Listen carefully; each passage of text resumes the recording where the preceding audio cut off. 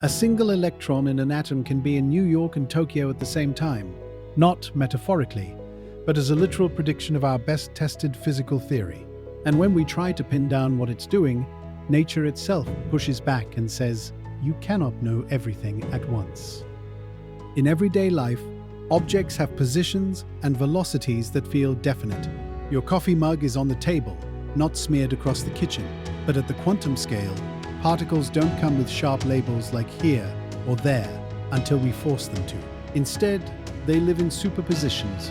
They exist in several possible states at once, with each possibility weighted by a precise mathematical quantity called a probability amplitude. For an electron bound to an atom, its orbit is not a tiny planet path. It's a stationary cloud of probability described by a wave function, a solution to the Schrödinger equation. That wave function tells us, if you look here, there's a 10% chance of finding the electron. Over there, maybe 2%, close to the nucleus, perhaps 30%. Before you actually measure, all of these possibilities coexist. This strange, many-at-once behavior becomes concrete in the double-slit experiment. Fire electrons, one at a time, at a barrier with two narrow slits, and record where they hit a screen behind it. If electrons were just tiny bullets, you'd expect two bright bands, each lining up with a slit. Instead, as thousands of electrons arrive, a striped interference pattern emerges, bright and dark bands, just like ripples of water overlapping in a pond. The only way to explain this is to treat each electron as a spread-out wave passing through both slits at once, interfering with itself.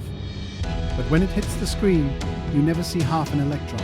You see a single, localized dot. The wave of possibilities collapses into one actual event. Superposition is not a vague philosophical idea. It's an experimentally measured fact. Now add one twist. Try to spy on the electron. Put delicate detectors at the slits to see which path it takes. The moment you acquire which slit information, the interference pattern vanishes. The electrons now behave like classical particles. Two simple bands, no stripes. By merely gaining knowledge about the path, you destroy the superposition of left and right at once. This is not about clumsy instruments kicking the electron around. You can make the detectors arbitrarily gentle, and the effect remains. It's built into the logic of quantum theory. Some kinds of information are mutually exclusive. You can know the path, or you can see interference, but not both.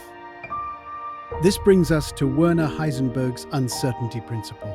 Despite how it's often described, it's not about broken tools or experimental sloppiness. It's a statement about what it means to exist as a quantum object.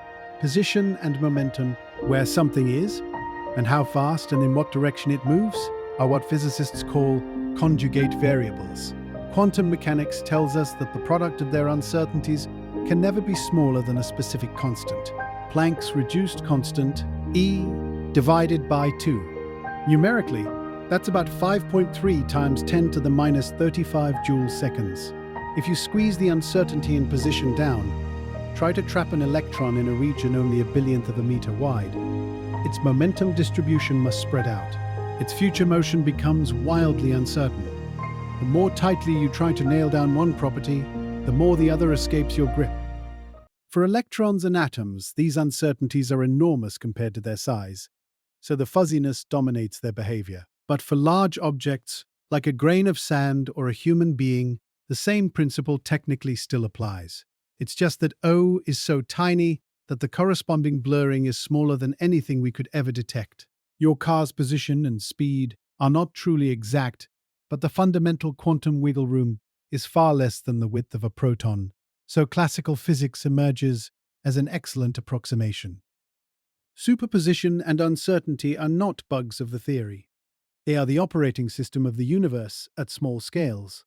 They tell us that reality, at its most microscopic, is written not in solid lines but in probability waves, and that information itself has a built-in cost. And yet, from this shimmering, indeterminate foundation, our crisp, seemingly deterministic world somehow arises, a puzzle that leads directly into the next, even stranger quantum rule.